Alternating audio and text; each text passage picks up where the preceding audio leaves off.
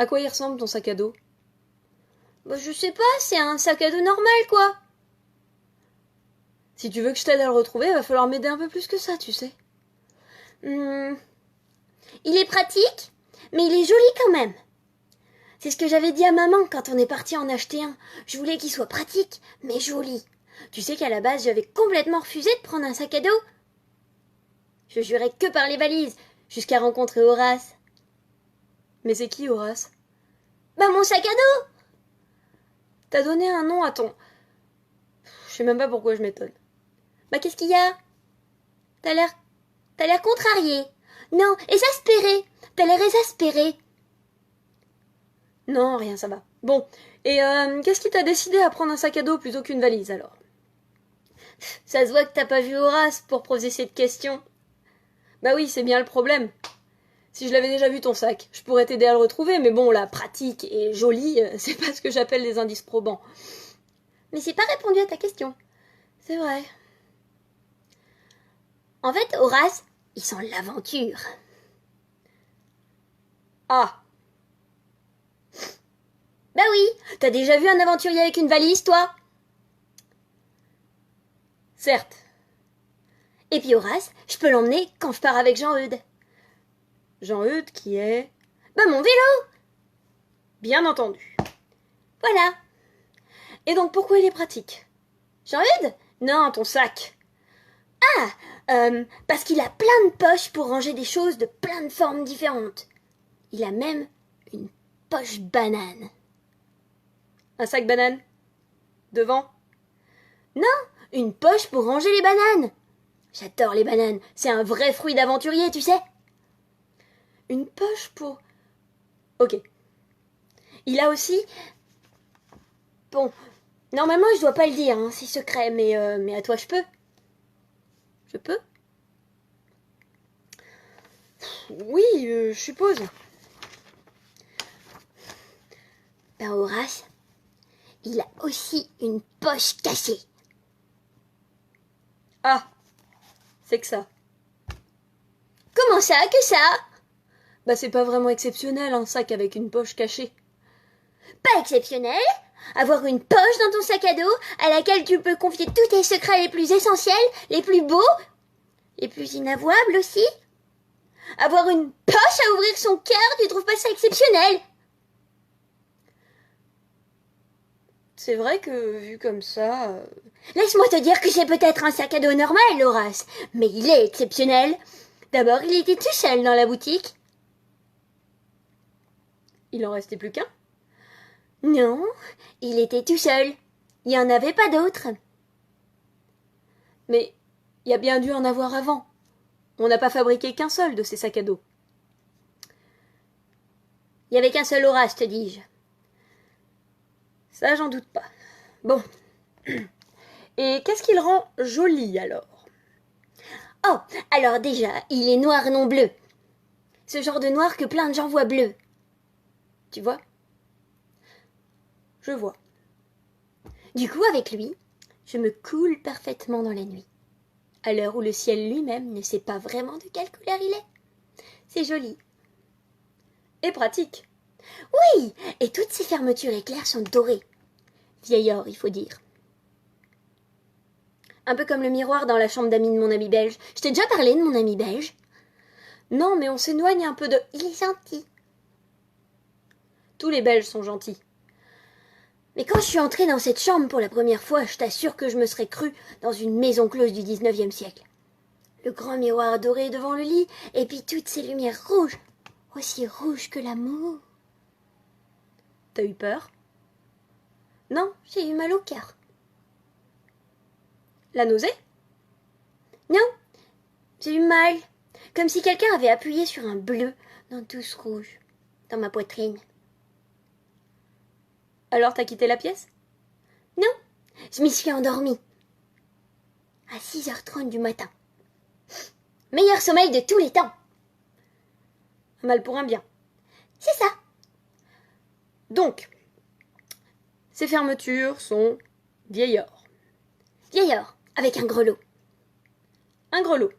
Oui, c'est accroché un grelot à l'une des fermetures. Pourquoi?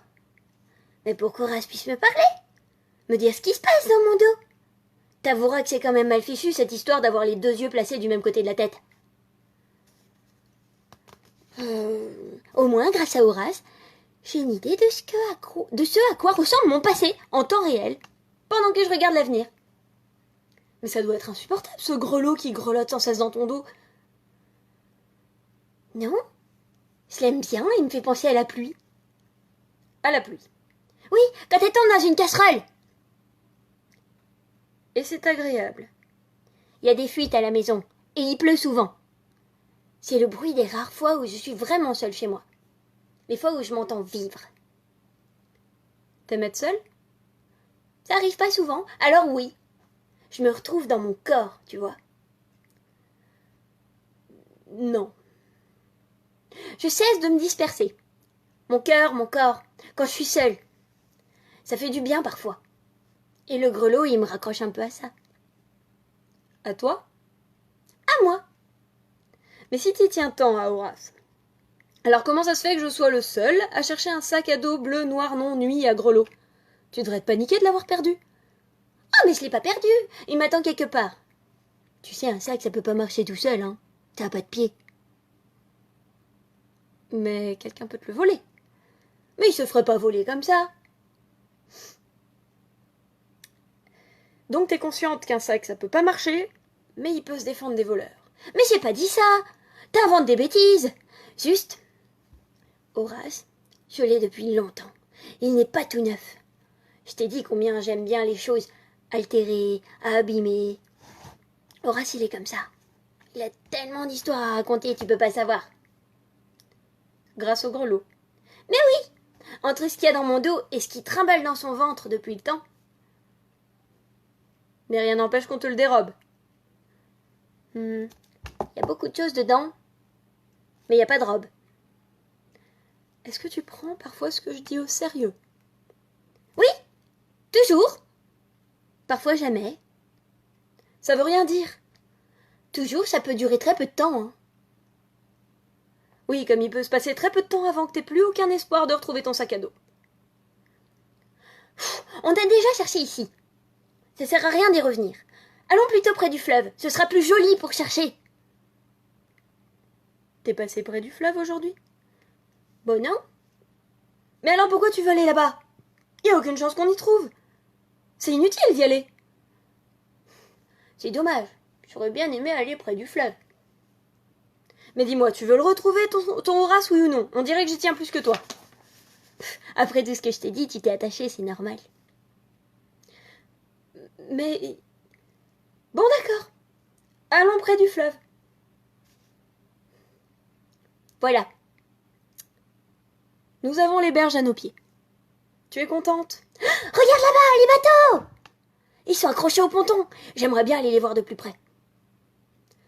Mais il y a un portail fermé à clé. On peut pas y accéder. Avec un peu d'acrobatie, on sera vite de l'autre côté. Mais si les gardes de côte nous voient? Eh ben, on n'est pas invisible. Normal qu'ils nous voient.